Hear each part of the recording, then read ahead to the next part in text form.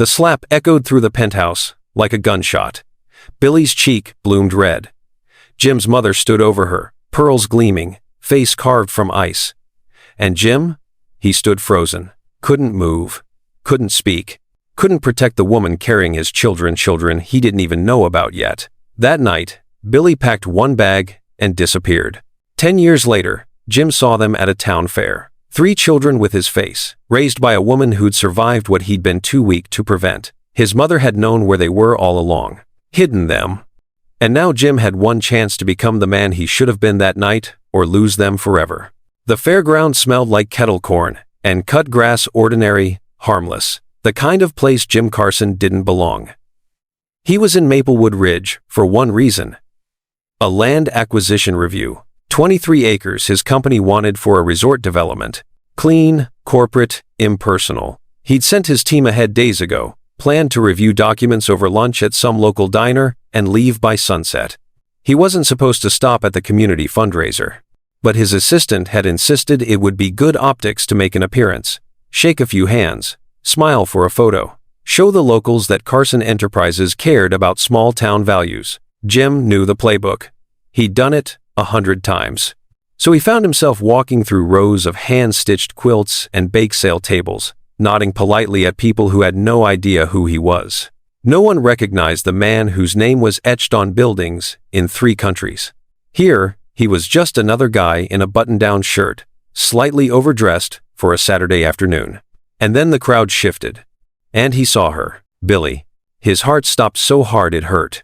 She stood near a lemonade stand, laughing, actually laughing with her head tilted back, sunlight catching the edges of her hair the way it used to when she'd wake up beside him in their penthouse. She wore a simple blue sundress and white sneakers, nothing like the woman he'd married, and yet, exactly like her. The same easy warmth, the same glow that made strangers want to be near her. But it wasn't Billy that made the world tilt sideways. It was the 3 children standing around her. 2 boys and a girl, maybe 9, maybe 10 years old. The girl had dark curls pulled into a ponytail, paint smudges on her hands. One of the boys wore wire-rimmed glasses and clutched a thick book against his chest. The other had a soccer ball tucked under his arm, grass stains on his knees. And all 3 of them, all 3 had his face. Jim's knees buckled. He grabbed the edge of a booth to steady himself, his vision tunneling. No, this isn't possible. But the resemblance wasn't subtle. It was undeniable. The girl had his mother's nose, the one feature Jim had inherited and always hated. The boy with the book had Jim's exact jawline, sharp even at that age. And the boy with the soccer ball, God, he had Jim's childhood smile, the one from old photographs his father used to keep on his desk. The girl looked up first, her eyes, Carson eyes, green with flecks of gold locked on him. She tugged on Billy's sleeve. Mom, that man is staring at us. Billy turned. The color drained from her face. For 3 seconds, maybe 4, neither of them moved. The fair continued around them, children shrieking on a bounce house, a banjo playing somewhere to the left. The thick smell of fried dough drifting past, but Jim couldn't hear any of it. All he could see was Billy's expression shifting from shock to something worse. Fear. She was afraid of him. Billy. His voice came out hoarse, broken. She grabbed the children's hands, firm, protective, and took a step back. Instinct. The way you'd shield something precious from danger. Jim. It wasn't a greeting. It was a warning. The boy with the soccer ball frowned, looking between them. Who's that, Mom? Billy didn't answer. She just stared at Jim like he was a ghost she'd buried and prayed would stay dead. Jim took a step forward, hands slightly raised, the way you'd approach something wild and wounded. Billy, please. His eyes dropped to the children again. His throat closed. I just need to know. He couldn't finish the sentence, couldn't ask the question that was tearing through his chest like a freight train. Billy's jaw tightened. She glanced at the children, then back at Jim. For a moment, he thought she might run. Just turn and disappear into the crowd the way she disappeared from his life 10 years ago. But she didn't. Instead, she leaned down and whispered something to the kids. The girl nodded. The boys hesitated, but followed as Billy guided them toward an older woman manning a craft booth. Jim recognized the gesture. A grandmother, maybe a neighbor, someone Billy trusted. The woman took the children without question, distracting them with jars of homemade jam and painted wooden toys. Billy turned back to Jim. Her face was carefully blank now, the fear replaced by something harder, something that looked like resignation. She walked toward him slowly, arms crossed over her chest. When she stopped, she was close enough that Jim could see the faint lines at the corners of her eyes, new since the last time he'd seen her. Evidence of years he hadn't been there for. Evidence of a life he knew nothing about. "You shouldn't be here," she said quietly. Jim's hands trembled. He shoved them into his pockets. "I didn't know you were here. I swear, I didn't."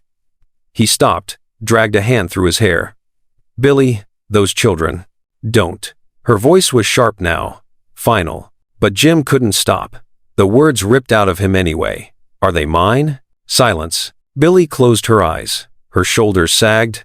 Just slightly. Like she'd been carrying a weight for so long, she'd forgotten it was there. When she opened her eyes again, they were glassy. Yes. The world fractured. Jim staggered back a step. The breath punched out of his lungs. "What?" "You heard me." "Billy, He couldn't think, couldn't breathe. "How? When? Why didn't you? Why didn't I tell you?" Her laugh was bitter, sharp enough to cut. "You want to have that conversation here? Now?" Jim looked around wildly. People were starting to stare. A couple at the funnel cake stand. A teenager recording something on her phone. He didn't care. Let them stare. Let them record. Nothing mattered except the bomb Billy had just detonated in the center of his chest. "I have 3 children," he whispered, "and I didn't know." Billy's expression softened, just for a second, just long enough for Jim to see the pain underneath the armor. "You have 3 children," she repeated quietly, "and they don't know you." The words landed like a slap. Jim opened his mouth, but nothing came out. What could he say? What explanation could possibly be enough? Billy glanced over her shoulder at the kids. They were watching now, curious and cautious. The girl waved hesitantly. Billy waved back, forced a smile. When she looked at Jim again, her voice was steadier, colder. "I left for a reason, Jim, and that reason hasn't changed. Billy, please. I have to go." She turned to leave. Panic surged through him. "Wait. Just wait. Please." She stopped but didn't turn around. Jim's voice cracked. "What are their names?" A pause, long enough that Jim thought she might not answer. Then, softly, "Matilda, Alexander, Blake." Matilda, Alexander, Blake. Their names echoed in his head like a prayer, like an accusation. "I need to see them," Jim said. "I need to talk to you. I need to understand." "You need a lot of things, Jim." Billy finally turned, and the look on her face was devastating. "But what you need doesn't get to disrupt their lives. Not after 10 years. "I didn't know," Jim said desperately. "If I'd known." "You would have what?" Billy's voice rose, just slightly, just enough. "You would have stood up to your mother? You would have protected me? Because you didn't do that when it mattered." The accusation hit its mark. Jim flinched. Billy shook her head, eyes shining with unshed tears. "I built a life here, a good life. They're happy, safe, loved, and I won't let you." "I'm not trying to hurt them," Jim interrupted, his voice breaking. I just want to know them." Billy stared at him for a long moment. Something flickered across her face, sympathy, maybe, or memory. Jim couldn't tell. Finally, she exhaled. "The Pine Grove Diner. Tomorrow morning, 8 o'clock. We'll talk." "Billy." "That's all I'm offering, Jim." Her voice was firm now, unshakable. "Take it or leave it." Jim nodded, throat too tight to speak. Billy walked back to the children without another word. She gathered them close, whispered something that made the girl giggle and the boys relax. Then she guided them toward the parking lot, one hand on each boy's shoulder, the girl skipping slightly ahead. Jim stood frozen in the middle of the fairground, surrounded by strangers and laughter and the smell of sugar, watching his family, walk away from him. Again. But this time was different. This time, he knew what he'd lost. You know, some moments change everything. One conversation, one truth, 1 second, where your entire world rewrites itself. If you've ever had a moment like that where everything you thought you knew just shattered, then you understand what Jim's feeling right now. And if this story is already pulling at something in your chest, do me a favor, hit that subscribe button. Because we're just getting started, and you're going to want to see how this ends. Trust me on that. And this time, he wasn't going to let them disappear. Jim didn't sleep that night. He sat in his hotel room, a modest bed and breakfast on the edge of Maplewood Ridge, staring at his phone. He'd pulled up old photos. The few he still had. Billy on their wedding day, laughing so hard, her veil slipped. Billy curled up on their couch with a book. Billy painting in the corner of their penthouse, humming something off-key and beautiful. He'd looked at these photos 1,000 times over the years, but tonight, they felt different. Tonight, he wasn't just looking at the woman he'd lost. He was looking at the mother of his children. Matilda, Alexander, Blake. Their names played on repeat in his mind, and with them came the question he'd been too afraid to ask himself. How did it all go so wrong? But he knew the answer. He'd always known. 10 years earlier. The penthouse had been perfect. Floor-to-ceiling windows overlooking the city, marble countertops, furniture that cost more than most people's cars. Jim's mother had decorated it herself, sleek, expensive, cold. Every surface gleamed. Every corner calculated. Billy had hated it at first. "It feels like a museum," she'd said the day they moved in, standing in the middle of the vast living room with her hands on her hips. "Where do we live?" Jim had laughed. "Anywhere you want." And Billy had taken him at his word. Within a month, she'd softened the edges. Throw blankets on the couch. Plants on the windowsills. A chipped ceramic mug she refused to throw away that sat permanently beside the coffee maker. Art supplies spread across the dining table Jim never used for dining. She'd made the penthouse feel like a home. Jim had loved her for that. Loved how she could take something hollow and fill it with warmth. Loved the way she smiled at him in the mornings, sleepy and soft. Loved the way she talked to strangers like they were old friends. She came from nothing, a small town, a waitress mother, a father who'd left when she was 6. She put herself through community college teaching art classes at the local rec center. No trust fund, no connections, just grit and grace and a kind of goodness Jim hadn't known existed until he met her. His mother had hated her from the start. Miriam Rowland, born into old money, married into more, didn't believe in love matches. She believed in strategy, legacy, bloodlines. And Billy Mendoza, with her second-hand dresses and her laughter that came too easily, was not part of the plan. But Jim had married her anyway. It was the only time in his life he'd defied his mother. And he paid for it every day since. The dinner was supposed to be simple. Miriam's 65th birthday. Just the three of them. Billy had insisted on cooking her way of reaching out, of trying one more time to win Miriam over. Jim had warned her it wouldn't work. But Billy believed in people. She believed everyone had goodness underneath if you just looked hard enough. She'd been wrong. Miriam arrived at 7, stepping into the penthouse like she owned it, which, technically, she did. The building was a Carson property. Jim's salary was Carson money. Even the ring on Billy's finger had been a Carson heirloom, chosen by Miriam herself. "You're late," Miriam said, glancing at her watch, though she'd arrived exactly on time. Billy smiled, wiping her hands on a dish towel. "Dinner's ready. I made your favorite roasted lamb with rosemary." Miriam's gaze swept over Billy's outfit, a floral dress Billy had sewn herself, and her lip curled. How quaint.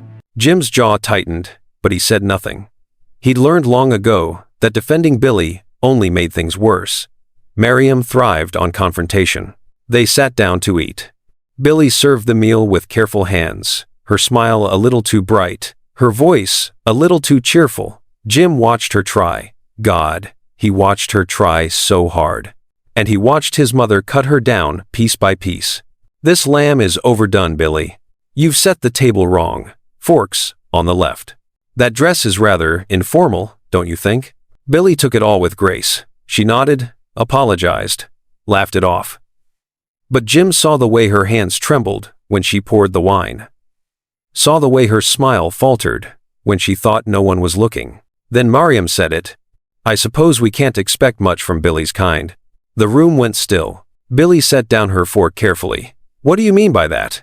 Miriam smiled, a cold, sharp thing. "I mean, you come from a certain background, dear. It's not your fault you weren't raised with proper standards." "Mother," Jim started, but Miriam spoke over him. "I'm simply stating facts, James. Billy is beneath Carson standards. Surely you see that." Billy's face flushed. "I've been nothing but respectful to you. I've tried." "Yes, you've tried." Miriam's voice dripped with condescension. "And isn't that adorable?" But trying doesn't change blood, does it? It doesn't change breeding. Stop. Billy's voice was quiet but firm. Please. Just stop. Mariam leaned back in her chair, eyebrows raised. Excuse me? I said stop. Billy's hands were shaking now, her eyes bright with unshed tears. I don't care what you think of me. But this is my home too. And I'm asking you to stop. For a moment, Mariam just stared at her. Then she stood. Your home? Mariam's laugh was vicious. You live here because my son allows it. You wear that ring because I selected it. You exist in this family on sufferance, Billy. And you will never, never be fit to carry a Carson heir. The slap came so fast, Jim almost didn't see it. One moment Mariam was standing. The next, her palm cracked across Billy's cheek with a sound that echoed through the penthouse like a gunshot. Billy gasped, hand flying to her face. A red welt bloomed across her skin. Jim shot to his feet. Mother! But he didn't move toward Billy, didn't step between them, didn't shield his wife from the woman who'd just struck her. He just stood there, frozen, shocked. Mariam straightened her blouse, unbothered. She needed to learn her place. Billy stared at Jim, waiting, hoping. Do something, her eyes said. Please, just this once. But Jim's mouth opened and nothing came out. Years of conditioning, of obeying, of keeping the peace, it all crashed down on him at once. And in that silence, something in Billy broke. She stood slowly, touching her cheek where the handprint was already darkening. When she spoke, her voice was eerily calm. I'm going to pack a bag. Jim finally found his voice. Don't. She held up a hand. Just don't. She walked to the bedroom without looking back. Mariam gathered her purse. She'll calm down. They always do. Jim turned on his mother, fury finally breaking through. Get out. Mariam blinked. What? Get out of my home, now. For the first time in his life, Jim saw surprise on his mother's face. But she recovered quickly, her expression hardening into something cruel. You'll regret this, James. Mark my words. She left. Jim stood alone in the dining room, surrounded by the ruins of Billy's carefully prepared meal, and felt the weight of what he'd just allowed to happen settle into his bones. He went to the bedroom, found Billy shoving clothes into a duffel bag with shaking hands. Don't go, he said quietly. Please. I'll fix this. Billy didn't look at him. How? I'll talk to her. I'll make her apologize. You stood there. Billy's voice cracked. She hit me, Jim, and you just stood there. I was in shock. So was I. Billy finally looked at him, and the devastation in her eyes gutted him. I needed you to protect me, and you didn't. I will. From now on, I will. Just stay, please. Billy zipped the bag. I can't. She walked past him, out of the bedroom, through the penthouse that had never really been hers. Jim followed her to the door. Where will you go? Somewhere you can't find me. The door closed. And Billy Mendoza walked out of Jim Carson's life. How many of you have been right there? Standing in a moment where someone you love fails you, where they choose silence when you need their voice. It's a special kind of heartbreak, isn't it? The kind that changes you. If you're nodding right now, if you felt that in your chest, leave a comment. Tell me, have you ever had to walk away from someone who wouldn't protect you? Because Billy's story isn't just hers. It's so many of ours. And sometimes, knowing we're not alone in that pain, it helps. Jim spent the first week calling everyone they knew. Her friends said they hadn't heard from her. Her old co-workers claimed ignorance. The art studio where she taught part-time said she'd resigned via email. He hired a private investigator, then another, then 3 more. No one could find her. Mariam visited a month later. She sat in the penthouse, still cold, still empty without Billy's warmth, and delivered her verdict. I had it looked into, Mariam said. Billy left town with a man, someone from her past. Jim's head snapped up. What? She was clearly seeing him before she left you. I'm sorry, James, but you're better off without her. It was a lie. Jim would learn that 10 years too late. But in that moment, grief-stricken and desperate, he believed it. And believing it turned his heartbreak into something else, something harder. He stopped searching. He threw himself into work, expanded the company, closed deals, built towers with his name on them, became the CEO his mother always wanted him to be. But at night, alone in that perfect, Empty penthouse. Jim Carson was haunted by the memory of the woman he'd failed. The woman who'd walked away carrying a secret she didn't even know yet. A secret that would change everything. Billy's hands were still shaking when the bus pulled into Maplewood Ridge. She'd left the city with $300 in cash, a duffel bag, and a secret growing inside her that she wouldn't discover for another 6 weeks. The town looked exactly as she remembered, small, quiet, the kind of place where everyone knew your name and your business. She'd left at 18, desperate for something bigger. Now, at 28, she was crawling back with nothing but bruises on her heart and a marriage that had shattered like glass. Her childhood neighbor, Darlene Cartwright, opened the door before Billy could knock. "Oh, sweetheart." Darlene pulled her into a hug that smelled like lavender and bread dough. "Come in, you're safe now." Billy broke down on Darlene's couch and didn't stop crying for 3 hours. She didn't tell Darlene everything. Not about the slap. Not about Jim's frozen silence. Just enough that the marriage was over. That she needed somewhere to stay. That she had nowhere else to go. Darlene didn't ask questions. She just made up the guest room and poured tea and sat with Billy until the crying stopped. "You can stay as long as you need," Darlene said firmly. "No arguments." That was the first kindness. It wouldn't be the last. Billy discovered she was pregnant on a Tuesday morning in Darlene's bathroom. She'd missed her period, felt nauseous for a week, bought the test at the pharmacy with shaking hands, terrified someone would recognize her and ask questions. 3 minutes. 2 pink lines. She slid down the bathroom wall and pressed her fist to her mouth to muffle the sob. Jim's baby. No, her baby. Jim had made his choice the night he stood silent while his mother slapped her. This child, this tiny, impossible thing growing inside her, was hers alone. She called a clinic the next day, made an appointment with an OB/GYN in the next town over, where no one knew her name. The first ultrasound was routine. Standard measurements, confirmation of dates. The second ultrasound, at 16 weeks, changed everything. The technician went quiet, frowned at the screen, called in the doctor. Billy's heart hammered. "What's wrong? Is the baby okay?" The doctor smiled. "The babies are fine." "Babies? Congratulations, Miss Mendoza, you're having triplets." The world tilted. Triplets. 3 babies, 3 lives depending on her, 3 mouths to feed on a substitute art teacher's salary. Billy drove back to Maplewood Ridge in a daze and told Darlene everything.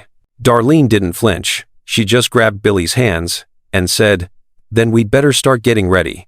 The town rallied around her in ways Billy hadn't expected. Paul Martinez, who owned the hardware store, built a crib, then built 2 more when he heard the news. Refused payment. The women at church threw her a baby shower, brought diapers and onesies and casseroles she could freeze for after the birth. The local school hired her to teach art part-time. It wasn't much, but it was enough. Billy cried more in those months than she had in her entire life. But this time, the tears weren't from heartbreak. They were from gratitude. From the overwhelming, humbling kindness of people who owed her nothing but gave her everything. She thought about calling Jim 1,000 times. He deserved to know. Despite everything, he deserved that much. But every time she picked up the phone, she remembered the way he'd stood there, silent, frozen, choosing his mother over his wife. If he wouldn't protect her, how could she trust him to protect their children? So she put the phone down, and she carried the secret alone. The triplets came early. 34 weeks, a Wednesday night. Billy woke to contractions so strong she couldn't breathe.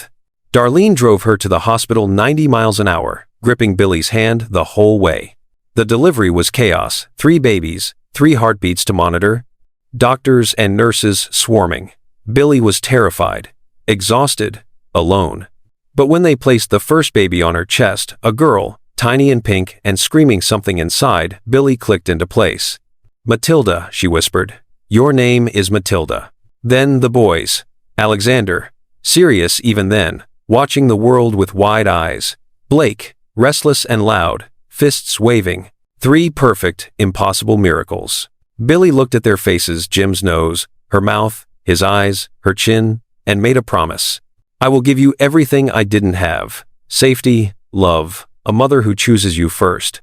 The babies stayed in the NICU for 3 weeks. Billy visited every day, pumping milk in a closet-sized room. reading to them through the plastic walls of their incubators, singing lullabies she half remembered from childhood. The hospital bills were devastating. Even with insurance, the numbers were impossible. But the town showed up again. A fundraiser at the church. An anonymous envelope of cash slipped under Darlene's door. Paul organizing a raffle at the hardware store. Billy learned what it meant to be held by a community. And she learned she was stronger than she'd ever imagined. You know what nobody tells you about strength? It's not something you're born with. It's something you discover when you have no other choice. Billy didn't know she could raise 3 babies alone. She didn't know she could build a life from nothing. But she did it anyway. And if you've ever done the impossible because you had to, if you've ever been stronger than you thought possible, hit that like button. Because women like us, we're everywhere. And our stories deserve to be told. The first year was a blur of sleepless nights and endless feedings. Billy existed on 3-hour stretches of sleep, coffee that tasted like tar, and sheer willpower. The babies cried in rotation. One would settle, another would start. She learned to feed 2 at once, bottles propped carefully, while the third waited. There were nights she sat on the floor of the nursery and sobbed from exhaustion. Nights she stared at her bank account and didn't know how she'd make rent. Nights she felt so alone she ached. On those nights, she wrote letters. Dear Jim, Blake smiled today. A real smile, not gas. It was your smile. I saw it, and my heart broke all over again. Dear Jim, Alexander is so serious. He watches everything like he's trying to figure out the world. I think he got that from you. The way you used to watch people at parties, quiet and careful. Dear Jim, Matilda loves music. She stops crying the moment I sing. I wonder if you still play piano. I wonder if you think about me. Dear Jim, I'm so tired. Some days I don't know if I can do this, but then I look at them and I know I have to. They're worth everything. Dear Jim, do you ever regret that night? Do you ever wish you'd chosen differently? She never mailed the letters. Never even addressed the envelopes. She just wrote them at 3 in the morning when the world was quiet and her heart was too full, then tucked them in a box under her scarves where no one would find them. Writing them helped. Even if he never read them, even if he never knew, it helped. By the time the triplets turned 2, Billy had built a life. A small rental house with a backyard. A full-time position teaching art at the elementary school. A routine breakfast, drop-off at Darlene's, work, pickup, dinner, baths, bedtime stories, collapse. The children thrived. Matilda painted everything she could reach. Alexander learned to read at 3. Blake ran everywhere, never walked. Energy like lightning. People in town called Billy a miracle. A single mother raising triplets and making it look easy. It wasn't easy. It was the hardest thing she'd ever done. But it was hers, built with her own hands. No one could take it from her. And slowly, carefully, Billy started to heal. Meanwhile, 300 miles away, Jim Carson was drowning. He closed the Singapore deal, the London expansion, the Miami development. His name appeared in Forbes, Wall Street Journal, Bloomberg. Carson Enterprises tripled in value. Jim attended galas, shook hands with senators, gave speeches about innovation and leadership, and came home to an empty penthouse every single night. His mother pushed women at him constantly, daughters of business partners, socialites with perfect pedigrees, women who looked good on paper and felt like strangers in person. Jim tried. He went on dates, smiled through dinners, made polite conversation. But every woman had the same problem. She wasn't Billy. One night, after another failed date with another perfectly pleasant woman he'd never call again, Jim stood at his penthouse window looking out at the city and felt the weight of his choices crush him. He had everything. Buildings, money, power, influence. And he had never felt more empty in his entire life. He thought about Billy constantly, wondered where she was, if she was happy, if she'd found someone who deserved her, if she ever thought about him. He didn't know she was raising his children. He didn't know she wrote him letters. He didn't know that 300 miles away, 3 children with his face were learning to laugh and dream and grow. He just knew he'd made the biggest mistake of his life. And he didn't know if he'd ever get the chance to fix it. Jim arrived at the Pine Grove Diner at 7:42 a.m., 18 minutes early. He'd been awake since 4, pacing his hotel room, rehearsing what he'd say. Every version sounded wrong, inadequate, How do you apologize for 10 years? How do you explain a silence that stole everything? The diner was exactly what he'd expected: vinyl booths, laminated menus, the smell of coffee and bacon grease. A bell chimed when he entered. The waitress, older woman, kind eyes, pointed him to a booth by the window without asking. Small towns. Everyone already knew why he was here. Jim ordered coffee he didn't drink and watched the door. At 8:03, Billie walked in. She wore jeans and a simple gray sweater, her hair pulled back, no makeup. She looked tired, beautiful, guarded. Her eyes swept the diner, cataloging exits, assessing threats. Before landing on him, Jim stood, too fast, knocked his spoon off the table. Billie didn't smile. She just slid into the booth across from him, hands folded on the table, spine straight. The waitress appeared. "Coffee, hun?" "Please." Billie's voice was steady. They sat in silence while the waitress poured. The moment she left, the air between them turned heavy. Jim spoke first. "Thank you for coming. I'm not here for you." Billie's tone was flat. "I'm here because you deserve an explanation before I decide whether you get to disrupt their lives." The words hit like a punch. Jim absorbed them, nodded. "Fair, is it?" Billie's eyes flashed. "You show up after 10 years and suddenly want to play father? Nothing about this is fair, Jim." He deserved that. Deserved worse. "You're right," Jim said quietly. "Nothing about this is fair. But I need you to understand I didn't know. If I'd known you were pregnant, you would have what?" Billie leaned forward. "You would have stood up to your mother? Protected us? Because you had the chance to protect me that night, Jim. And you didn't." There it was. The wound that never healed. Jim's throat tightened. "I know." "Do you?" Billie's voice cracked, just slightly. "Do you know what it felt like to stand there with her handprint burning on my face? Waiting for you to say something, anything, and getting nothing but silence?" "Billie, I loved you." The words came out sharp, jagged. "I loved you so much, I married into a family that hated me. I smiled through your mother's insults. I tried to be good enough. And the one time I needed you to choose me, you froze." Jim felt something break open in his chest. "I was in shock. I didn't know how to." "I was in shock too." Billie's hands trembled. "She hit me, Jim, and you just stood there like a stranger." The truth of it, the horrible, undeniable truth, settled between them. Jim dragged a hand through his hair. "You're right. I failed you. I was a coward, and I failed you. And I have spent 10 years hating myself for it." Billie looked away, jaw tight. "I searched for you," Jim continued, voice raw. "Hired investigators, called everyone we knew. I tore the city apart looking for you. Clearly not hard enough.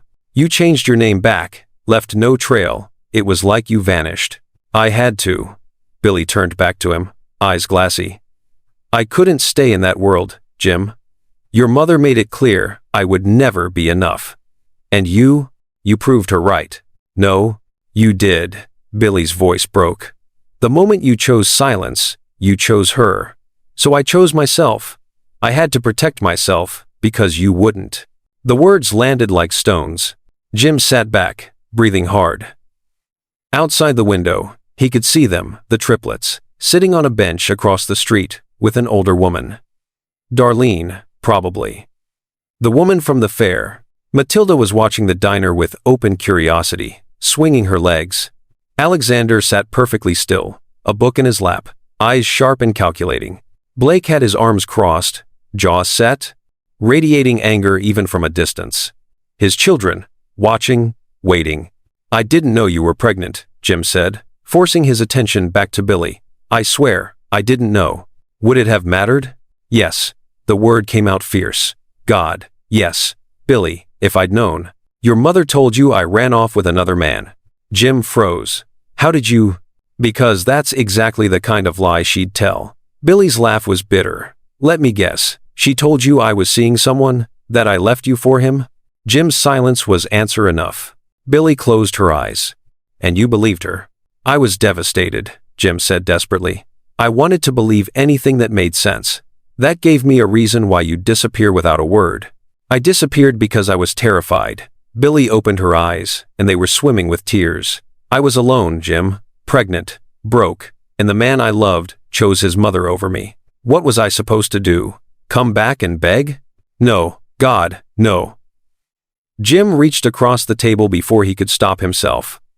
Stopped just short of touching her hand. I'm not asking you to justify leaving. I'm asking for a chance to know them, to be part of their lives. I know I don't deserve it. I know I have no right. But please. Billy stared at his hand hovering over hers. Slowly, deliberately, she pulled her hands into her lap. They don't know who you are, she said quietly. I told them their father wasn't in the picture, that he didn't know about them. I never spoke badly about you, Jim, but I never gave them hope you'd show up either. What do they know about me? Your name. That you live far away. That the situation was complicated. Billy paused. Alexander asks, sometimes. He's the logical one, wants to understand how things work. Matilda is more forgiving, assumes the best. Blake hates me.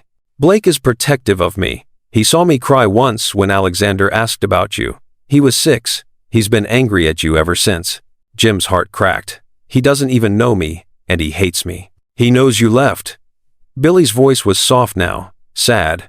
In his mind, that's enough. They sat in the weight of that truth.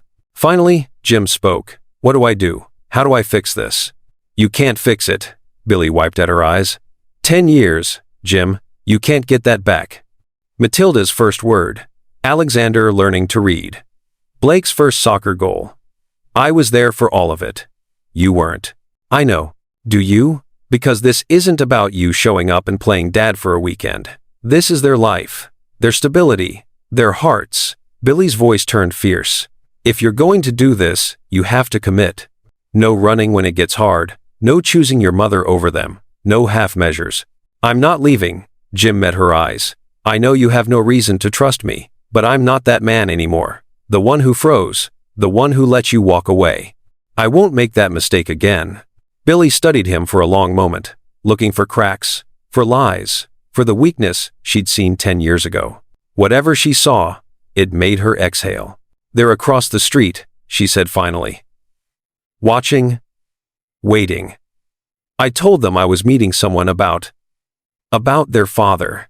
Jim's breath caught. I'm going to bring them over here, Billy continued. You're going to meet them, properly. And then they decide what happens next. Not you, not me, them. Billy. That's the deal, Jim. Her voice was firm. They get to decide if they want you in their lives. If they say no, you walk away. Understood? Jim wanted to argue, wanted to say he had rights, he was their father, he deserved, but he didn't deserve anything. He nodded. Understood. Billy stood, paused. One more thing. Your mother. Is she still in your life? One more thing. Is she still in your life? Jim's jaw tightened. No. I cut her off years ago, after I found out she lied about you. Something flickered across Billy's face. Surprise. Maybe relief. Good, she said quietly. Because if she ever comes near my children, we're done. No second chances. She won't. I promise. Billy held his gaze a moment longer, then walked out of the diner. Jim watched through the window as she crossed the street, gathered the triplets around her, spoke quietly. Matilda nodded eagerly. Alexander's expression didn't change. Blake shook his head, arms crossed tighter. Billy knelt down, speaking directly to Blake. The boy's face crumbled. He hugged his mother, and Jim saw Billy's shoulders shake. Then she stood, took their hands, and walked them across the street toward the diner. Toward him. Jim's heart hammered so hard he thought it might break through his ribs. The door chimed. 3 children stepped inside, uncertain, curious, angry. His children. And for the first time in 10 years, Jim Carson had a chance to be the father he should have been all along. Billy guided them to the booth with a hand on each boy's shoulder, Matilda walking slightly ahead. The diner had gone quiet, not obvious, but Jim felt the weight of eyes watching. Small town. Everyone knew this story was unfolding. The triplet slid into the booth across from Jim. Billy stayed standing, positioned protectively at the end of the table. A guardian, a referee. For a moment, no one spoke. Jim looked at them, really looked, and felt his chest cave in. 10 years. He'd missed 10 years of these faces, these voices, these souls growing into people. Matilda was the first to break the silence. She tilted her head, studying him with open curiosity. You have the same eyes as us. Jim's throat tightened. I do. Mom said you didn't know about us. Her voice was soft, careful, not accusing, just trying to understand. I didn't. Jim glanced at Billy, then back to Matilda. If I had known, I would have been there. I promise you that. Alexander adjusted his glasses. Expression neutral. Clinical. That's statistically unlikely. If you wanted to find us, you would have. Smart kid. Jim's kid. You're right, Jim said. I did try to find your mother, for months, but she was very good at disappearing. Because she had to, Blake cut in, voice sharp. Defensive. Because you didn't protect her. Jim flinched. The 10-year-old had just delivered the most devastating truth of his life. Billy put a hand on Blake's shoulder. Blake. It's okay. Jim held up a hand, meeting Blake's furious gaze directly. He's right. I didn't protect your mother when it mattered. I froze when I should have stood up for her. And she left. Because I failed her. Blake blinked, clearly not expecting that answer. I'm not going to make excuses, Jim continued, voice steady despite the tremor in his hands. I'm not going to tell you I had a good reason, because I didn't. I was wrong. And your mother did what she had to do to keep herself and all of you safe. Alexander leaned forward slightly. Do you have proof you're our biological father? Alexander, Billy warned. But Jim shook his head. No, it's a fair question. I can take a paternity test if you want. DNA doesn't lie. That would be acceptable, Alexander said, as if approving a business transaction. Matilda was still watching Jim, her expression softer than her brother's. Do you like art? The question caught Jim off guard. Yes. I used to play piano. I haven't in years. But I appreciated your mother's work when we were married. Mom teaches art, Matilda said, a hint of pride in her voice. I paint. Do you paint? No, but I'd like to see your paintings sometime, if you'd want to show me. Matilda smiled, small, tentative, but real. Maybe. Blake wasn't done. He leaned forward, jaw set, eyes blazing with protective fury that belonged on someone much older. Where were you when Mom cried alone at night? When she worked 2 jobs to keep us fed? When Alexander got sick and we didn't know if we could afford the hospital? Each question was a knife. Jim felt them all land. I was living a life I didn't deserve, Jim said quietly, building buildings, making money, being miserable, because I had everything except the people who mattered. That's not an answer, Blake shot back. You're right, it's not. Jim leaned forward, meeting Blake's anger with complete honesty. The answer is, I wasn't there. I didn't know you existed, but that doesn't make it okay. You needed a father, and I wasn't there. Your mother needed help, and I wasn't there. And I will regret that for the rest of my life. Blake's eyes glistened. Mom never said bad things about you, but I heard her crying, late at night when she thought we were asleep. She'd cry, and I couldn't do anything. Jim's vision blurred. I'm so sorry. Sorry doesn't fix it. No, it doesn't. Jim's voice cracked. But if you give me a chance, if you let me, I want to try. I want to know you. All of you. I want to be there for soccer games and art shows and math homework and whatever you need.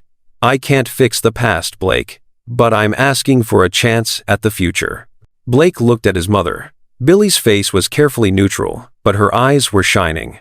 We'll see, Blake muttered finally, arms still crossed but posture slightly less rigid.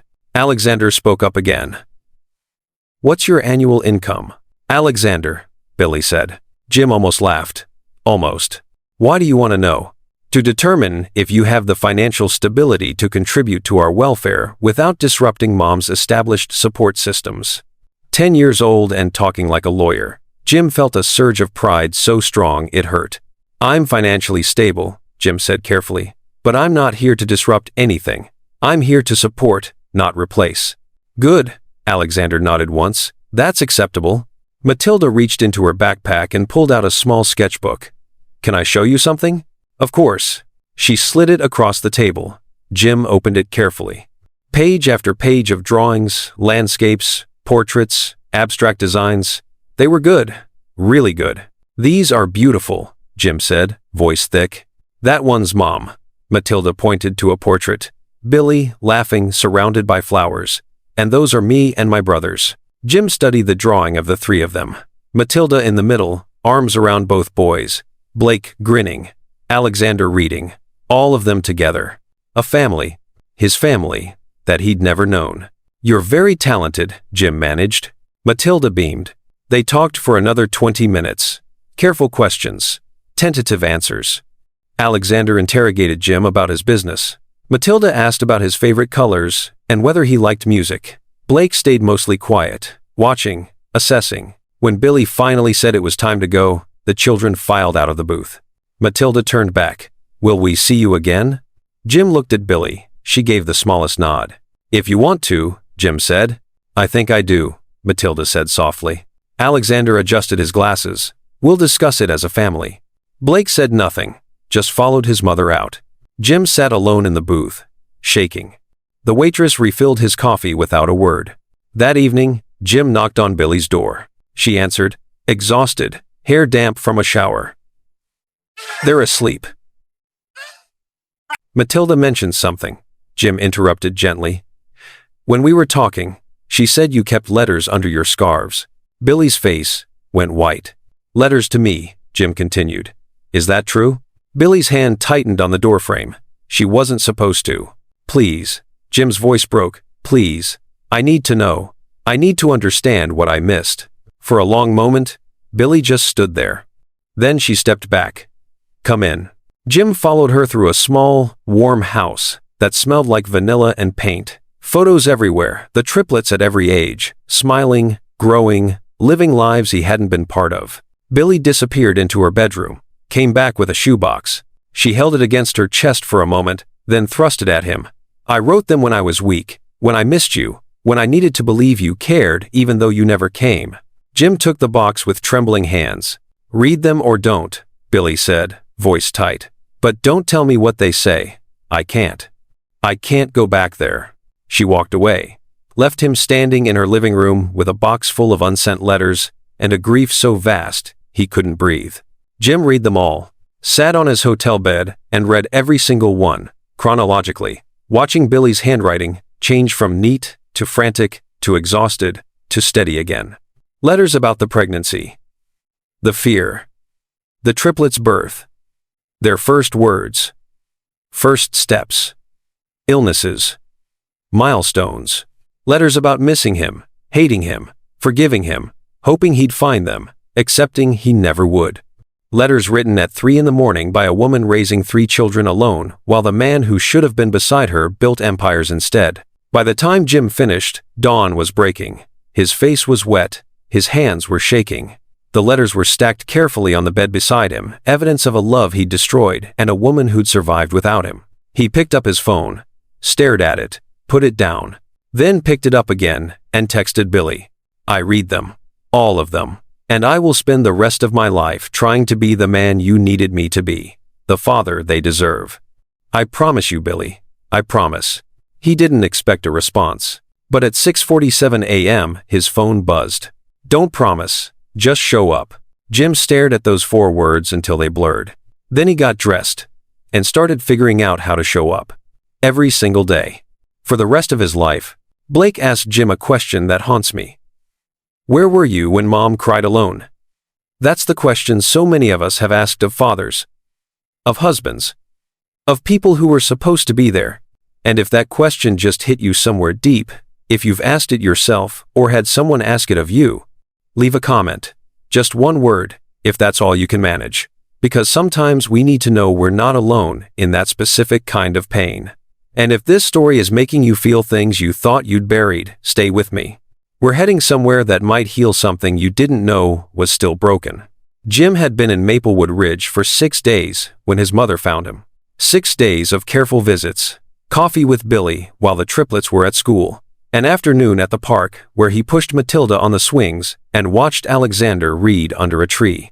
A soccer practice where Blake pretended not to notice him standing on the sidelines, but scored a goal and glanced over, just once, to see if Jim was watching. He was.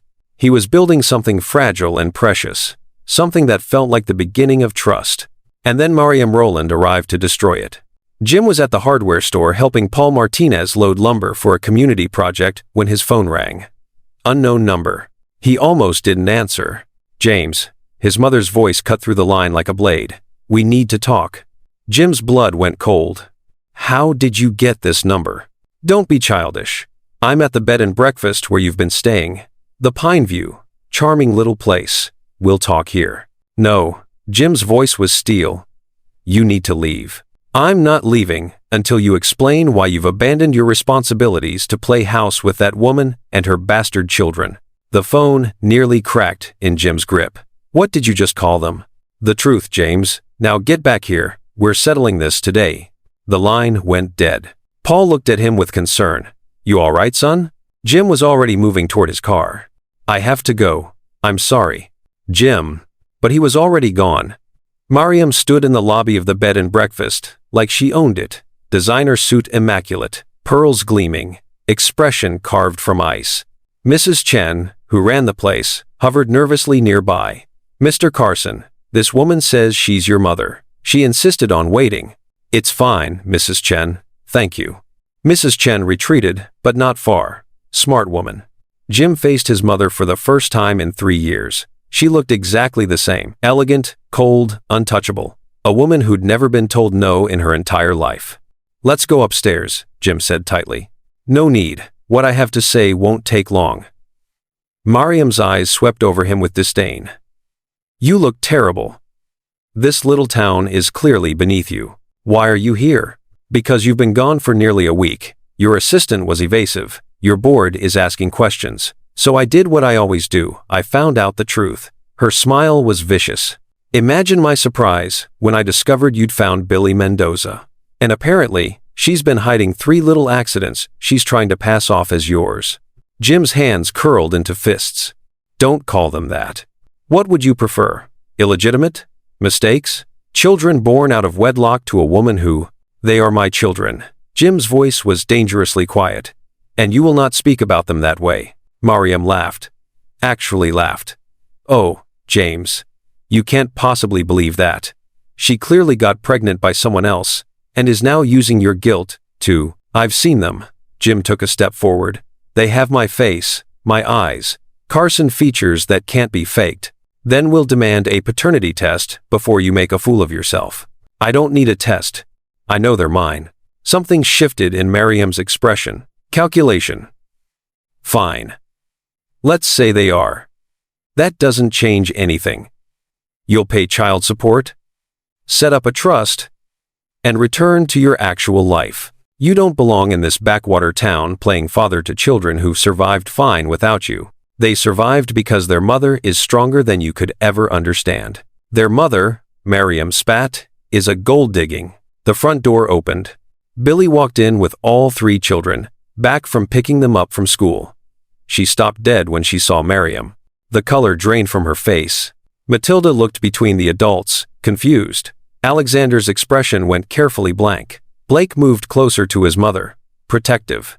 Mariam's gaze swept over them with open contempt. Well, here they are. The little complications. Get out, Billy said quietly. Excuse me? You heard me. Billy's voice was steady, but her hands trembled. Get out of this town, now. Mariam turned to Jim. You're going to let her speak to me that way? She's being nicer than I would be. Jim moved to stand beside Billy, not in front of her, beside her. You need to leave, Mother. Not until we settle this. Mariam gestured dismissively at the children. These children don't fit into Carson standards. You know that. Pay the woman off, set up a trust, and walk away. No. Mariam's eyes narrowed. Don't be stupid, James. Think about your reputation, your company, your legacy. You can't seriously be considering... I'm not considering anything. Jim's voice cut through hers. I've already decided. I'm their father, and I'm going to be in their lives. Then do it quietly, from a distance. Don't humiliate yourself by what? By loving them? Jim's voice rose. By being the father I should have been from the beginning? You couldn't have been their father from the beginning, because their mother ran away. Because you slapped her, Jim roared. The lobby went silent. Mrs. Chen froze in the doorway. Matilda's eyes went wide. Alexander pushed his glasses up, watching intently. Blake's fists clenched. Miriam recovered quickly. She deserved it. Billy made a small sound, something between a gasp and a sob. Jim saw red. No. His voice was shaking with fury. She deserved protection. She deserved a husband who stood up for her. She deserved basic human decency. And you took that from her. You took everything from her. I did what needed to be done, Miriam said coldly. She wasn't fit to be a Carson. She was the only good thing in my life. Jim's voice cracked. And you drove her away. You made her so afraid, so hurt, that she disappeared. And then, he stopped, breathing hard. Then you lied to me. Miriam's expression flickered, just for a second. Don't deny it. Jim stepped closer, voice dropping to something lethal. I know you found her. Years ago. I know you paid an investigator to track her down, and then lied to me about it. Told me she'd run off with another man. Kept me from my own children, because you decided they weren't good enough.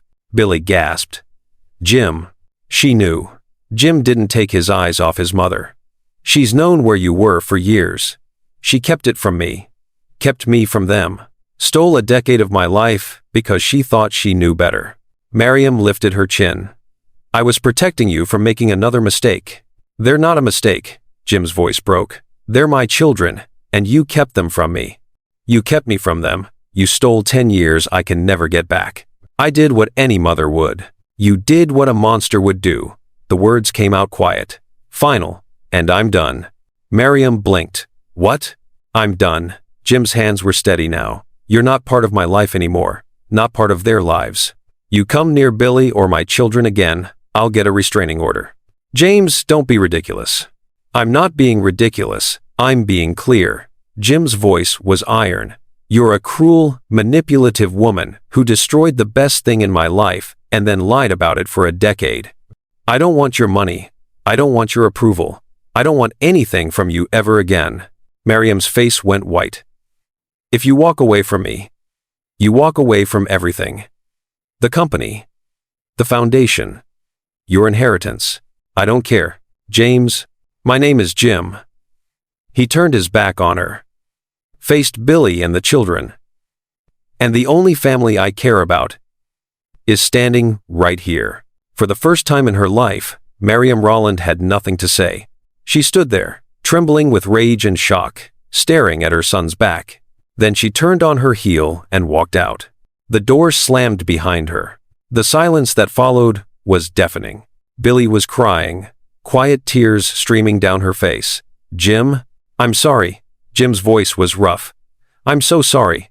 I should have done that 10 years ago. I should have protected you. I should have.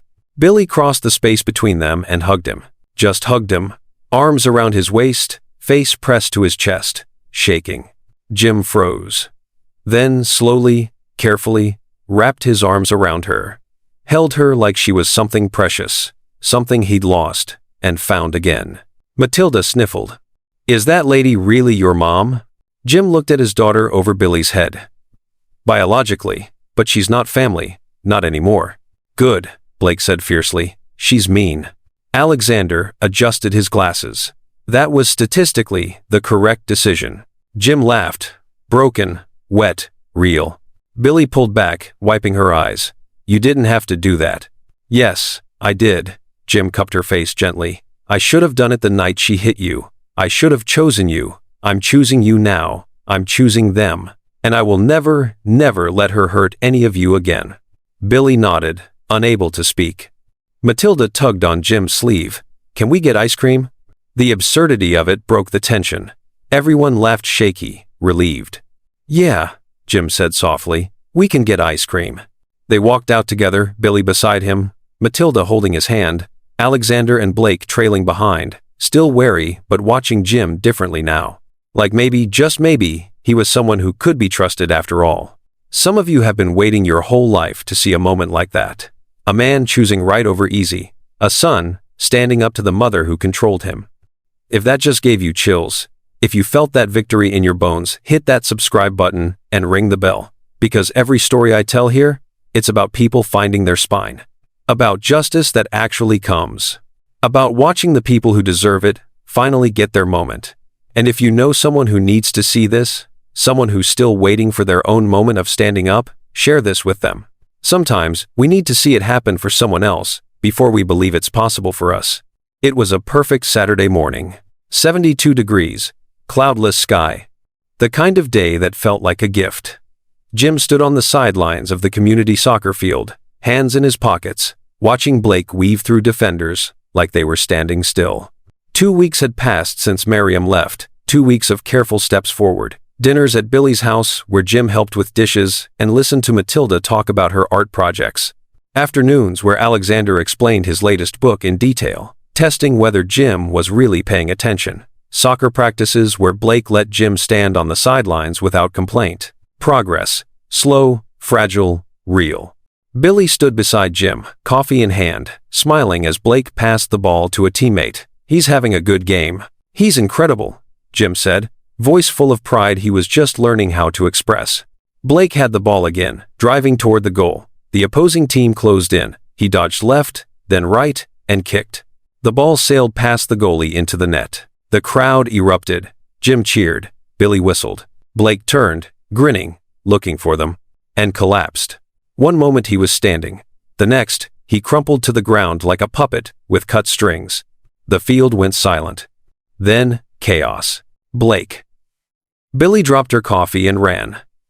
Jim was right behind her, heart hammering, legs moving before his brain caught up. The coach was already kneeling beside Blake. Other parents crowded around. Jim pushed through, dropping to his knees. Blake was conscious but dazed, eyes unfocused, skin pale and clammy. "Blake, buddy, can you hear me?" the coach asked. Blake's lips moved. No sound came out. "Call 911, someone shouted. Billy grabbed Blake's hand, tears already streaming. "Baby, I'm here, Mom's here." Jim's medical training from years ago kicked in limited, but enough. He checked Blake's pulse. Too fast, breathing shallow, skin too warm. "He's dehydrated," Jim said. "Badly." "When did he last drink water?"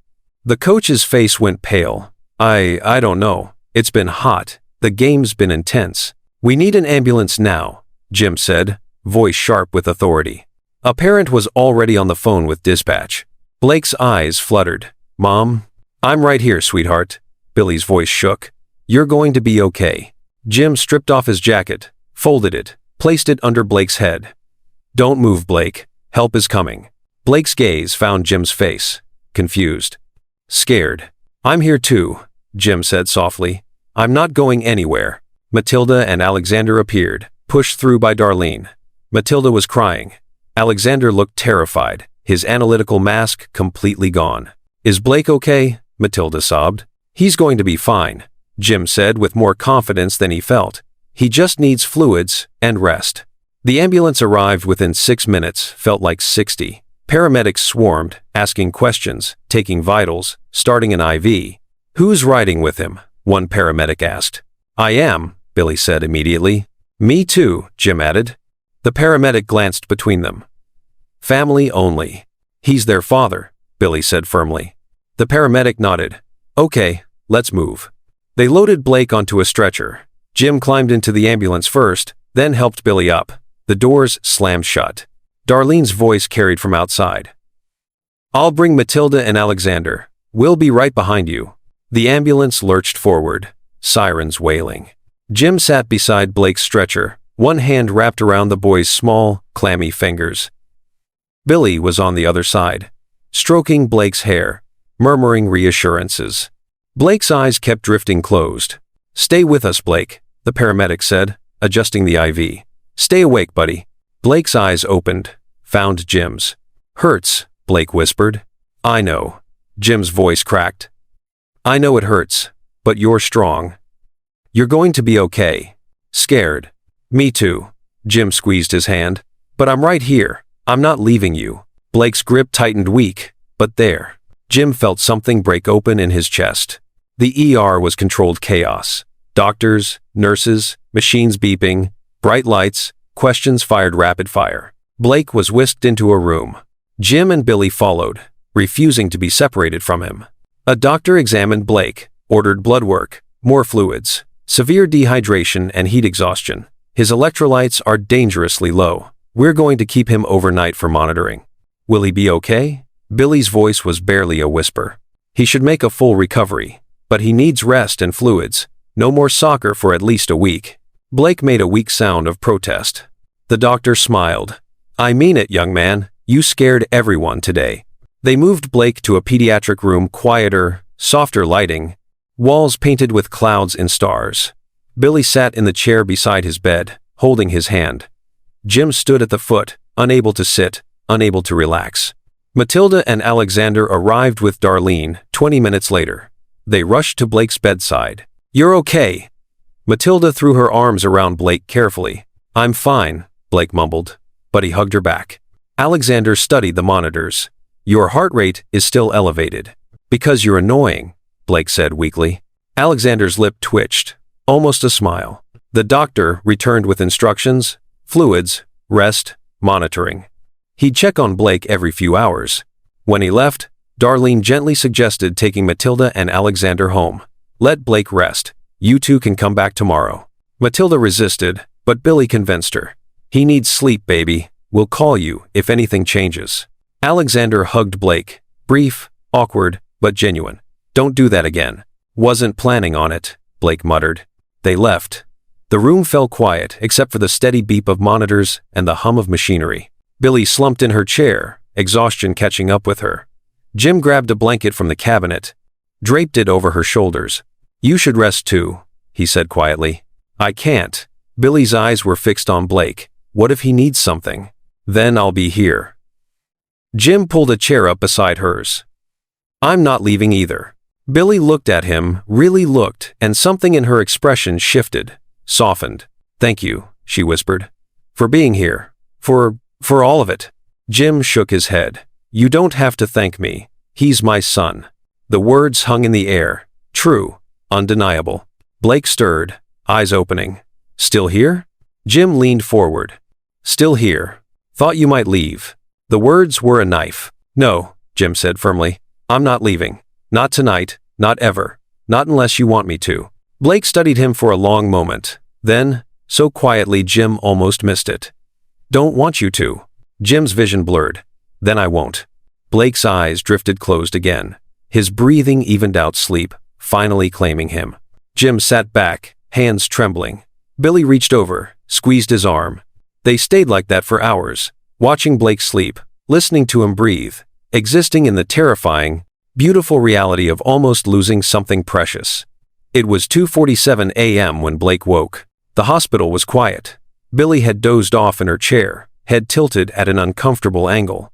Jim was still awake, had been the whole time, watching Blake's chest rise and fall, like it was the only thing that mattered. Jim, Blake's voice was hoarse. Jim leaned forward immediately. I'm here. You need water? The nurse? No, just. Blake's eyes found him in the dim light. You really stayed. I told you I would. Yeah, but, Blake's voice wavered. People say stuff. Doesn't mean they mean it. Jim's heart shattered. I meant it. Blake was quiet for a moment. Then, I was really scared today. Me too. I thought, when I fell, I thought I was gonna die or something. You're okay now. Jim moved closer, taking Blake's hand. You're safe. Blake's eyes filled with tears. I don't want to be mad at you anymore. Jim's breath caught. You have every right to be. I know, but it's tiring. A tear slipped down Blake's cheek. And you keep showing up. And you stood up to that mean lady. And you're here now, even though I've been mean to you. You weren't mean. You were protecting your mom. That's what good sons do. Are you gonna stay? Like, really stay? Yes. Jim's voice was absolute. I'm staying. I'm going to be at every soccer game. Every family dinner. Every moment you'll let me be part of. I'm your father, Blake, and I'm not going anywhere. Blake squeezed Jim's hand, took a shaky breath. Then, so quietly, it was almost inaudible. Dad? Jim froze. The word echoed in his head, rewrote his entire existence. Yeah. Buddy? You stayed. I did. Blake's face crumpled. Dad, I was so scared. Jim stood, leaned over the bed rail, and carefully hugged his son. I know. But you're okay now. I've got you. Blake clung to him, crying quietly. Jim held him, tears streaming down his own face, whispering reassurances. The door opened. Alexander and Matilda stood there, Darlene behind them. "We couldn't sleep," Matilda said. They came in quietly. Alexander walked to Jim's side, looked at Blake, then at Jim, and without a word, put a hand on Jim's shoulder. Support, acceptance, family. Matilda hugged both Jim and Blake, her small arms barely reaching around them both. Billy woke, saw the four of them together, and started crying. Jim looked up, met her eyes, over the children's heads. This was what he'd missed, what he'd lost, what he'd do anything to keep. A family. Imperfect, complicated, real. His. That word. Dad. Some of you just felt that hit you square in the chest, didn't you? Because that's the word that changes everything. The word that means trust. The word that means forgiveness. The word that means family. If you just teared up, if that moment got you, share this video. Because somewhere, someone in your life needs to believe that broken things can be made whole again, that people can change, that it's never too late to become who you were supposed to be. And if you need to hear that yourself, subscribe, stay with me, because we're about to show you what happens when a family that was torn apart finally comes back together. Blake came home from the hospital on Sunday afternoon with strict orders to rest, drink water, and avoid soccer for a week. He complained about all three. But he held Jim's hand walking from the car to the house. That was new. That was everything. Jim stayed for dinner pizza, because Billy was too exhausted to cook, and nobody cared. They ate on the couch with a movie playing that none of them really watched. Matilda fell asleep against Jim's shoulder. Alexander asked 17 questions about the hospital equipment. Blake kept glancing at Jim like he needed to confirm he was still there. When it was time to leave, Jim stood at the door, keys in hand, and felt a physical ache at the thought of going back to his empty hotel room. "Tomorrow?" Matilda asked, rubbing her eyes sleepily. "If that's okay with your mom." Billy smiled small, tired, genuine. "Tomorrow." Jim left, drove back to the Pine View, sat in his room staring at the wall. He'd held his son while he cried, been called Dad for the first time, watched his daughter fall asleep, trusting him enough to be vulnerable. He'd had the single most important day of his life. And he'd gone home alone. The wrongness of it gnawed at him. At 9:47 p.m., Jim grabbed his jacket and drove back to Billy's house. Billy answered the door in flannel pajama pants and an old college sweatshirt, hair pulled into a messy bun. She looked surprised. "Jim, is everything okay? Can we talk?" She hesitated, glanced back into the house. "The kids just went to bed." "I know. I need to say something. Please." Billy stepped out onto the porch, closing the door quietly behind her. The night was cool, crickets singing, stars scattered across the sky like spilled sugar. She wrapped her arms around herself. "What is it?" Jim turned to face her, and the words he'd rehearsed on the drive over vanished. All that remained was the truth. "I don't want to go back to the hotel every night."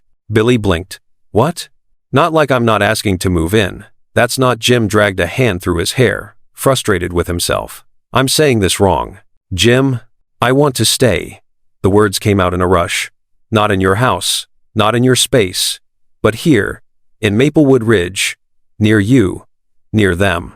I want to wake up and know I'm 10 minutes away instead of 3 hours. I want to be here for soccer practices and art shows and random Tuesday dinners. I want to be part of this." Billy stared at him. "You'd leave the city?" "I've already contacted a realtor. There's a house 2 streets over. Needs work, but it's available." Jim stepped closer. "I'm not asking for forgiveness, Billy. I'm not asking you to forget what I did or didn't do 10 years ago. I'm asking for something new, something we build together, not a repeat of the past, a chance at a future." Billy's eyes glistened. "Jim, I know I don't deserve it. I know I have to earn every moment, but I'm asking anyway." His voice dropped. "Because I can't walk away. Not from them, not from you." Billy looked away, blinking rapidly. "This is a lot. I know. I spent 10 years building a life without you, teaching myself not to hope, not to wait. I know. And now you're here, and you're saying all the right things, and you stood up to your mother, and you held Blake in that hospital like he was the most important thing in the world." Her voice broke. "And I don't know if I can trust it." Jim's heart cracked. "I understand." "Do you?" Billy finally looked at him, tears streaming down her face. Because I want to. God, I want to trust this so badly, but I'm terrified. What if you leave again? What if something happens and you choose wrong? What if I won't? Jim closed the distance between them. I know you have no reason to believe me. But I swear to you, Billy, I will choose you. I will choose them. Every single time. For the rest of my life. Billy shook her head, but she didn't step away. You've changed. I had to. Losing you broke me. Finding out I had children I never knew about destroyed me. I'm not the same man you left, Billy. I can't be. That man was weak. That man let his mother control his life. That man watched the woman he loved walk away and did nothing. And who are you now? Jim took a shaky breath. A father. First and foremost. A man who knows what matters. Who won't waste another second on things that don't. Who will fight for his family with everything he has. Billy closed her eyes. I never stopped loving you. The words hit Jim like lightning. I hated you, Billy continued, voice breaking. I was furious and hurt, and I told myself I was over you. But late at night, when the kids were asleep and the house was quiet, I still missed you. I missed who you could have been. Who I hoped you'd become. Jim couldn't breathe. Billy opened her eyes, and they were devastated and hopeful all at once. I never stopped loving the man you could be, Jim. And in that hospital, watching you hold our son, I met him. Jim's vision blurred. Billy. She stepped closer, closing the space between them. Don't make me regret this. I won't, I swear. Billy kissed him. Soft, tentative, a question. Jim answered by cupping her face gently, kissing her back with 10 years of longing and regret and desperate hope. She tasted like toothpaste and tears. Her hands gripped his shirt like she was afraid he'd disappear. He held her like she was the only solid thing in his universe. When they finally pulled apart, both breathing hard, Billy laughed shaky and wet.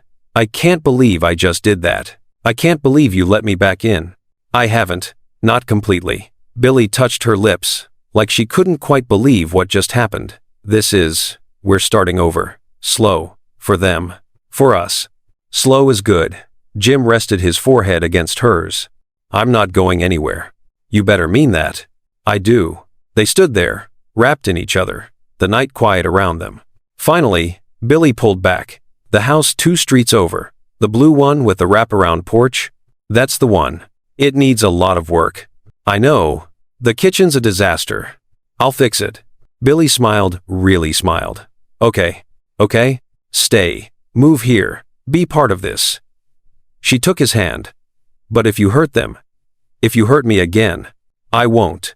Jim squeezed her hand. I promise you, Billy, I won't. On Wednesday, Billy invited Jim to dinner. Not pizza this time. A real dinner. Spaghetti, garlic bread, salad. The triplets helped Matilda set the table. Alexander measured ingredients with scientific precision. Blake stirred the sauce and complained it was boring. Jim chopped vegetables and listened to them bicker and felt more at home than he had in 10 years. They sat around the table, Billy at one end, Jim at the other, the children between them. Not perfect. Blake still watched Jim carefully sometimes, making sure he was real. Alexander still asked analytical questions about Jim's long-term plans. Matilda still hesitated before hugging him goodbye. But they were trying. All of them. Dinner conversation flowed easier. Matilda talked about her art teacher praising her latest painting. Alexander explained his science project in exhaustive detail.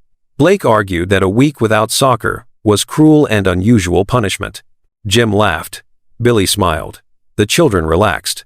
At one point, Matilda looked between her parents and said, "This is nice, having you here." Jim's throat tightened. "It's nice being here. Are you going to stay?" Alexander asked. Direct, clinical, but underneath, hopeful. Jim looked at Billy. She nodded slightly. "I'm buying a house here," Jim said. "So, yes, I'm staying." Blake's head snapped up. "Really? Really? What about your job?" Alexander pressed. "I can work remotely. I'll have to travel sometimes, but I'll be here most of the time." "And you won't leave?" Blake's voice was quiet, vulnerable. Jim met his son's eyes. "I won't leave." Blake nodded slowly. "Okay." It was such a small word. Such enormous trust. After dinner, they played a board game. Blake cheated. Matilda called him out. Alexander calculated probability. Billy laughed so hard she cried. Jim sat back and watched his family, and felt pieces of himself he'd thought were lost, forever click back into place. When it was time for bed, all three children hugged him goodnight. Matilda lingered. Alexander squeezed tight. Blake whispered, "See you tomorrow, Dad." Jim stood on the porch after they went inside, Billy beside him. "Thank you," he said quietly. "For what?" "For giving me this chance. For letting me be part of their lives. He turned to her.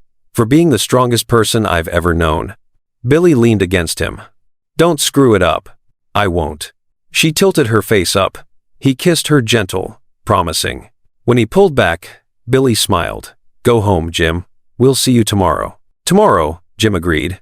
He drove away, glancing in the rearview mirror at the house, glowing warm against the darkness. Tomorrow, and the day after, and every day after that, he was finally home. 1 year later, Jim Carson woke to the sound of laughter drifting through his bedroom window. He lay there for a moment, eyes closed, listening. Blake's voice deeper now, changing, arguing about something. Matilda's giggle. Alexander's measured response that was probably correcting both of them. Jim smiled and got out of bed. The blue house with the wraparound porch had taken 6 months to renovate. He'd done most of the work himself. Weekends spent stripping wallpaper with Blake, handing him tools, evenings painting walls, while Matilda critiqued his color choices, mornings fixing the kitchen, while Alexander calculated material costs. It was 2 streets over from Billy's house, close enough to be present, far enough to respect boundaries. Though those boundaries had blurred over the past year, Jim pulled on jeans and a t-shirt, walked outside barefoot. The triplets were in his front yard, technically their front yard now, since they spent as much time here as at Billy's kicking a soccer ball around before school. "Morning, Dad," Matilda called, waving. "You're up early," Jim called back. "Blake wanted to practice before school," Alexander said, adjusting his glasses. He was keeping score on a notepad. Of course he was. Blake dribbled past them both and scored between 2 lawn chairs they'd set up as a goal. "That's 15-7. I'm destroying you guys." "We're not actually trying," Alexander said mildly. "Excuses," Blake grinned. Jim watched them, coffee mug warming his hands, and felt that familiar surge of gratitude that hadn't faded even slightly over the past year. This was what he'd missed, what he'd almost lost forever. The year had been full of moments Jim knew he'd remember forever. Alexander's science fair, where he won first place with a project on water filtration systems and insisted Jim stand beside him in the photo. Matilda's art show at school, where 3 of her paintings sold, and she cried happy tears against Jim's shoulder. Blake's championship soccer game, where he scored the winning goal and ran straight to Jim and Billy, screaming, "Did you see that? Did you see?" Parent-teacher conferences where Jim sat beside Billy and felt like he belonged. Homework sessions at the kitchen table where all 3 kids brought their struggles, and Jim learned he was decent at math, terrible at art, and surprisingly good at history. Bedtime stories that turned into long conversations about everything and nothing. Weekend camping trips where they burned marshmallows and told ghost stories, and Blake admitted he liked having a dad. Family dinners that became sacred, no phones, no distractions. Just the 5 of them around a table sharing their days. Jim had learned his children in ways that mattered. He learned that Matilda needed quiet encouragement, not loud praise. That Alexander processed emotions through logic and needed time to think before talking. That Blake wore his heart on his sleeve but needed to know it was safe there.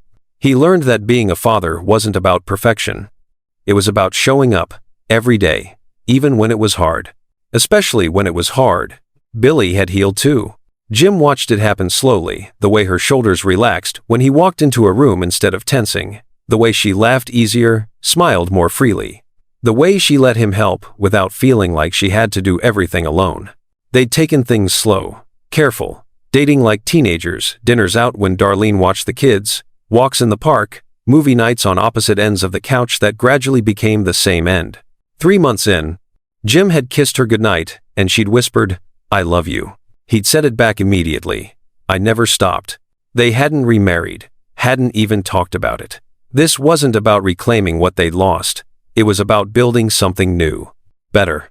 Stronger. But Jim carried a question in his chest. and today, the anniversary of the day he'd found them at the fairground, felt like the right time to ask it. That evening, Jim picked up the triplets from Billy's house.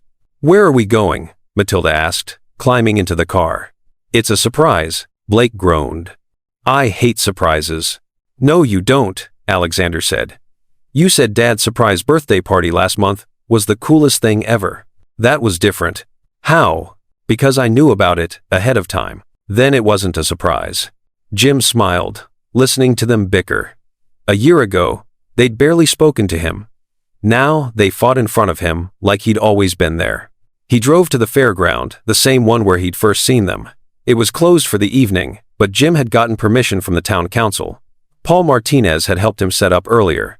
When they arrived, Billy was already there, leaning against her car. She smiled when she saw them. "You're in on this?" Blake accused. "Maybe," Billy said, eyes twinkling.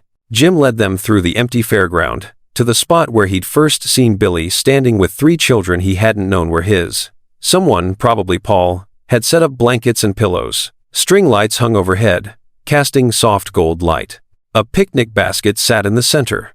"Whoa," Matilda breathed. "This is adequate," Alexander said, which Jim had learned meant he was impressed. Blake was already flopping onto the blankets.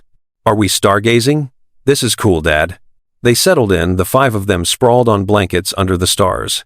Jim had packed sandwiches and fruit and the chocolate chip cookies Billy made that the kids loved. They ate and talked and watched constellations appear as the sky darkened. Matilda pointed out shapes in the stars. Alexander recited facts about astronomy. Blake asked if aliens were real and got into a debate with Alexander about probability. Billy leaned against Jim's shoulder. "This is nice." "Yeah," Jim said quietly. "It is." When the food was gone and the kids were full and relaxed, Jim sat up. "I want to talk to you all about something." 4 pairs of eyes turned to him, curious, trusting. Jim's heart hammered. He'd closed billion-dollar deals with less nerves than this. "A year ago today," he began, "I came to this town for work. I wasn't looking for anything except land and contracts. And then I saw you." He looked at Billy. She smiled, eyes already glistening. "I saw you," he continued, turning to the triplets, "and my entire world changed. Everything I thought mattered, money, success, buildings with my name on them, became meaningless, because I realized I'd lost something I didn't even know I had, a family." Matilda's lip trembled. "This year has been the best year of my life," Jim said, voice rough. "Getting to know you, being your dad, learning what matters. And I don't want it to end." "Why would it end?" Blake asked, sitting up, suddenly worried. "It won't," Jim assured him. "That's what I'm trying to say. I don't want to replace the past. I can't give you back the 10 years I missed. But I want to build a future. With all of you." He reached into his pocket and pulled out a small velvet box. Billy's breath caught. Jim opened it. Inside weren't rings. They were 3 delicate silver bracelets, each engraved with a name. Matilda, Alexander, Blake. "These are for you," Jim said, voice shaking. "A promise. That I choose you. Every day. For the rest of my life. I will be at every game. Every art show. Every moment you'll let me. I will help with homework and drive you to practice and embarrass you at school drop-off. I will be your father, not because biology says so, but because you're mine and I'm yours, and that's what family means." He looked at Billy. "And you, Billy, I'm not asking you to marry me again. Not yet. We're not ready. And that's okay. But I'm asking you to build this future with me, to let me be part of this family you created, to trust that I will choose you, every single time, for the rest of our lives." Tears streamed down Billy's face. Jim knelt right there on the blanket, stars overhead, his family around him, and held out the bracelets. "What do you say? Will you let me stay?" Matilda launched herself at him first, wrapping her arms around his neck.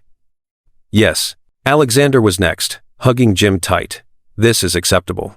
Blake tackled them all, and suddenly Jim was on his back, with 3 children piled on top of him, laughing and crying, and holding him like they'd never let go. Billy knelt beside them, and Jim reached for her hand. "Yes," she whispered. "Yes, Jim. Stay. Build this with us. Love us. We're already yours." Jim pulled her into the hug. All 5 of them tangled together under the stars, holding each other like they were the only solid thing in the universe. Because they were. This was everything. If this story moved you, if it made you believe in second chances, in redemption that's earned not given, in families that fight their way back to each other, then do something for me. Share this. Send it to someone who needs to believe that broken things can be made whole, that it's never too late. That love doesn't always get it right the first time. But sometimes, if we're brave enough, if we're willing to change, we get another chance to do it right. And if you want more stories like this, stories about women who survive and men who finally grow up, and families that refuse to give up on each other, subscribe, hit that bell, leave a comment telling me what this story meant to you. Because that's what we do here.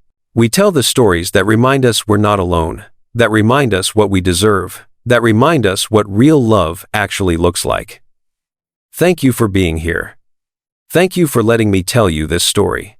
And I'll see you in the next one. Later, much later, after the kids had fallen asleep on the blankets, and Jim had carried them one by one to the car, after he'd driven them home and tucked them in and kissed their foreheads, he stood on Billy's porch with her.